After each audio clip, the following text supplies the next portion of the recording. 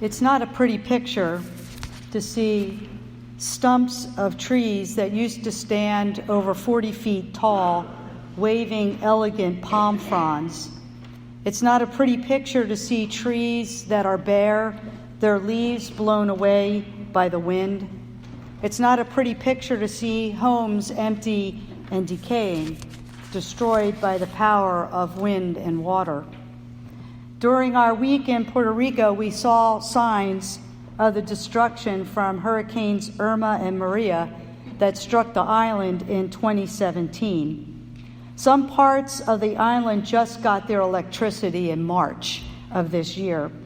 There's still a problem with the electrical grid in that there's low voltage from time to time, and then when the voltage goes up, people lose their appliances, much in the way that our computers go crazy if we don't have them on a surge protection.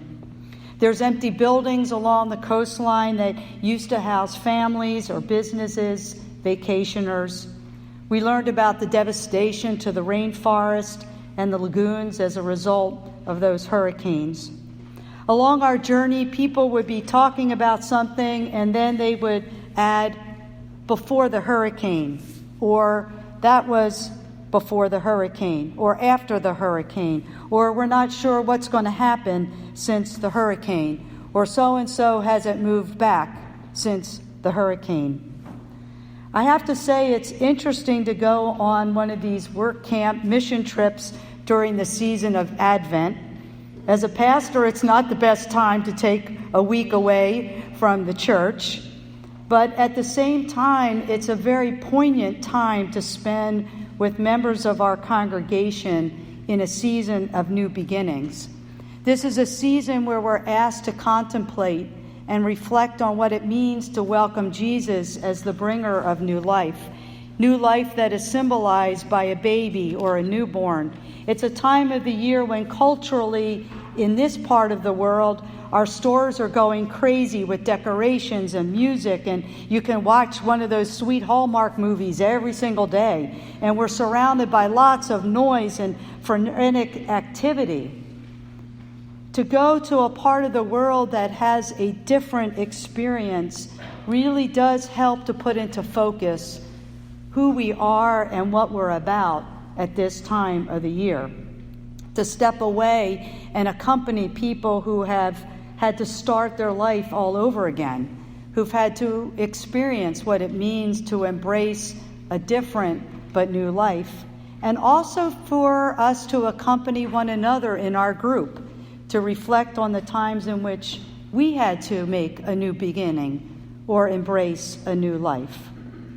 One of the people we met on our journey was Miriam.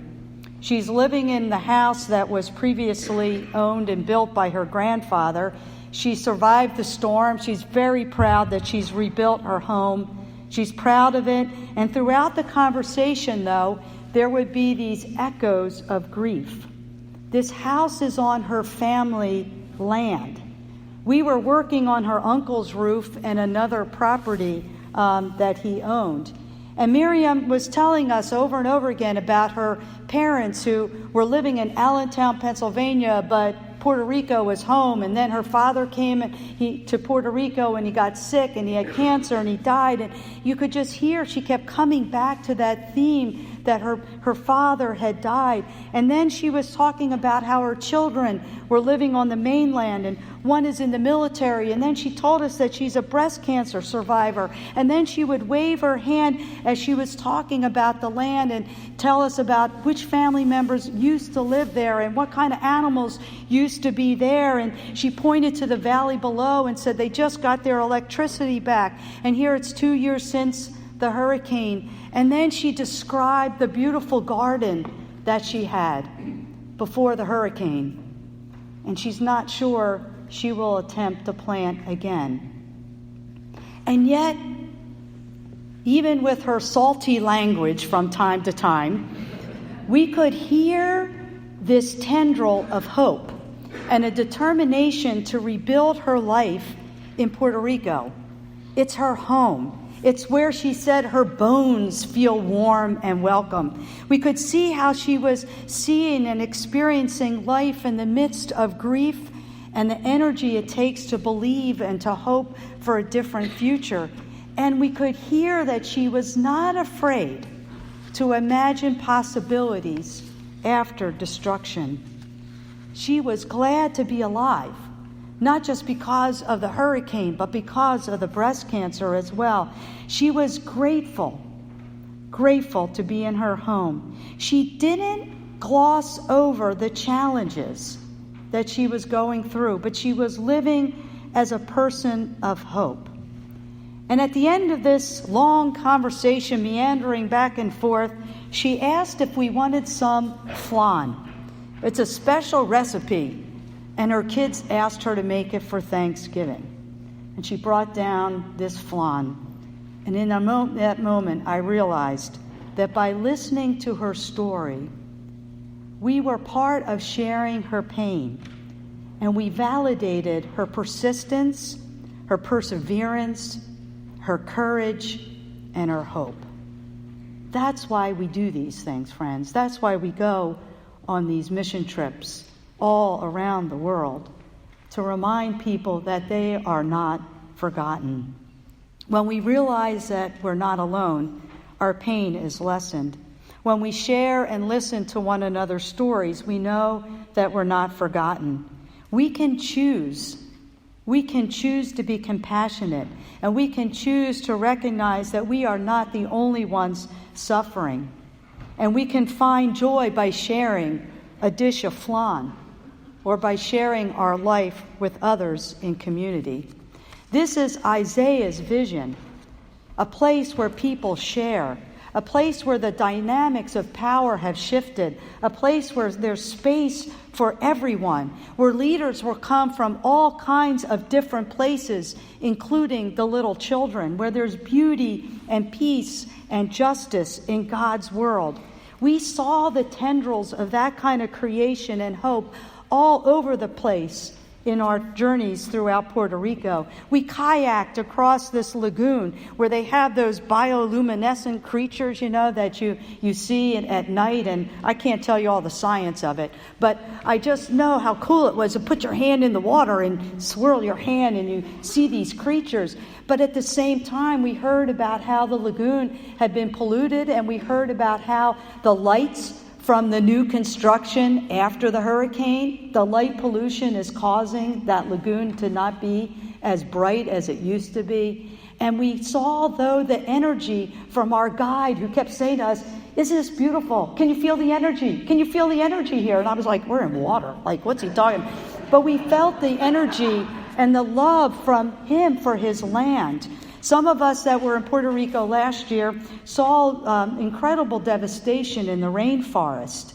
And this year we could go in there a little further. We could see how the vegetation is growing richer and fuller again. What a sign of God's determination for life. And we began to talk as a group about how that determination in the rainforest it can be a metaphor for our own lives. If you leave a chair or a car for any period of time in the rainforest, a month, couple weeks, it gets consumed by green stuff. The green just takes over. The life just takes over. It doesn't take long for the determination to happen. And you've seen that, haven't you? You've seen how no matter what your efforts, there's still green stuff that comes up in the cracks in your sidewalk. You see it when you cut down a tree in your backyard and you think you've gotten the whole stump out, and all of a sudden you look down and there's a new tree growing where you had spent all that money to get it taken out. You can see this determination of life to come out of what seems to be dead and gone, out of the stumps of life. God's will for us for life is so powerful, and God's will for our lives is so huge that God came in Jesus to give us abundant life. And that's what we do in this season. We prepare for the gift of abundant life. We read passages in these weeks that don't sugarcoat or ignore the darkness or the destruction in our lives. At the same time, we're asked to imagine and believe in the possibility of life. To imagine a time and work for a time when lions and lambs will get along, when predators and prey can live together. This season, we're focusing on the theme of joy, and how can we have joy even in the midst of suffering? How can we experience joy in the midst of challenges? And one of the ways that we experience joy is in community, by reminding ourselves that we're not alone, by coming together in worship, and to remind ourselves that we're people of hope, so that when we forget the gifts of life, when we forget to hope, when we forget to imagine, we have people around us that journey with us and remind us that new life is possible. At this time last week, we were still in worship. The service started at 9 o'clock in the morning, and we were still rocking at 11. This church is one of our UCC partner churches with the United Church of Puerto Rico. And many of the churches on the island express themselves in worship more like we would know of Pentecostal spirit. So there's a lot of clapping and a lot of dancing and a lot of jumping around, and people take off their shoes because they're on holy ground. And there was a sense in which people came to worship with all of these challenges in their lives. And we sang this song for about 20 minutes, 3 different times, which is what happens. But it went, "This is how I fight my battles. It may look like I'm surrounded, but I'm surrounded by you," which means God. And I have to tell you that after you sing that about 300 times in community, you really believe it. You really believe it. And it made me just feel the joy in that group. We don't know all the challenges they brought. We don't know what the destruction was in their own lives from the hurricane or from illness or from anything else. But what we did experience in that service was, I'm not alone in fighting these battles of darkness. And I'm going to find joy because I'm surrounded by God. Isaiah's word for the people was a word in frightening and unstable times. And according to Isaiah, the transformation from a culture of devastation and fear to a world of hope and peace begins with a stump. Out of something that appears finished and lifeless and left behind comes a sign of new life, a green sprig. This is how hope gets started. It emerges as a tiny tendril in an unexpected place. Storm-shattered trees, storm-shattered families, yet rebuilding in hope. And how about in your life? Can you see signs of hope in your own life? Hope and new life in places that may feel dead and broken? Where will you find joy and new life in this season? This is our Advent, when we prepare for the hope that has come and is coming and will always be. Thanks be to God. Amen.